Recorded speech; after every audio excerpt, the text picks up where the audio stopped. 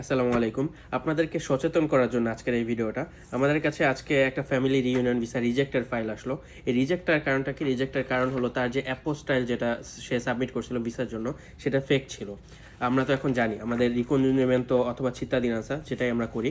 বাংলাদেশের আমাদের যেসব ডকুমেন্টগুলো আছে যেমন family certificate, marriage certificate, birth certificate, police clearance certificate সবকিছুই এখন অ্যাপোস্টাইল করতে হয়। আগের মতো আর এম্বাসিতে গিয়ে সেখান থেকে আপনার লিগালাইজ ট্রান্সলেট করতে হয় না।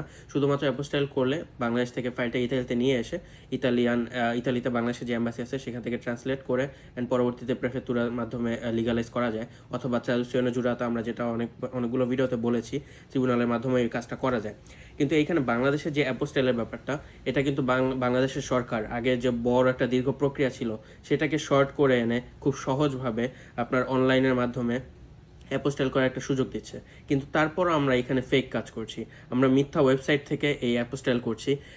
হয়তো বা আমরা জানিও না যে এই অ্যাপোস্টাইলটা কীভাবে কাজ করে, অথবা যাদের মাধ্যমে আমরা অ্যাপোস্টাইলটা করাচ্ছি তারা কি ঠিকভাবে কাজটা করছে কিনা হয়তো আমরা এটা বুঝতেও পারি না। তো এই সুযোগটা নিয়ে অনেকে হয়তো আপনাকে বলতে পারে যে আপনার এই ডকুমেন্টে ভুল আছে, ওইটাতে ভুল আছে, সমস্যা নেই, আমি করে দেবো।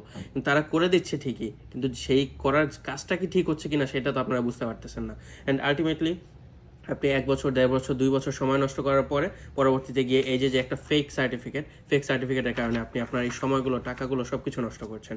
তো আপনারা যখন বাংলাদেশে যে কোনো কাজ করাবেন, অ্যাপোস্টাইলের কাজ করাবেন, অবশ্যই কোনো ভালো এক জায়গা থেকে করাবেন, যাতে করে আপনার এই ধরনের কোনো সমস্যার সম্মুখীন হতে না হয়। এখানে দেখেন খুবই মাইনর একটা সমস্যা ছিল।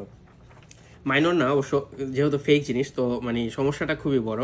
কিন্তু সে যে কাজটা করেছে এখানে, বাংলাদেশের সরকারি যে ওয়েবসাইট অ্যাপোস্টাইলের জন্য সেটা হলো apostile.mygov.bd, কিন্তু তারা ফেক যেখান থেকে কাজটা করেছে সেইখানে ওই ওয়েবসাইটের নাম দেখেন apostile.my এর পরে একটা হাইফেন আছে govbd.com। হয়তোবা তারা করার সময় ভেবেছিল যে ইতালিয়ান এম্বাসি আসলে এগুলো চেক করবে না, ছোট্ট একটা হাইফেন দেওয়া মাঝখানে, এটা চেক করার আর কি আছে।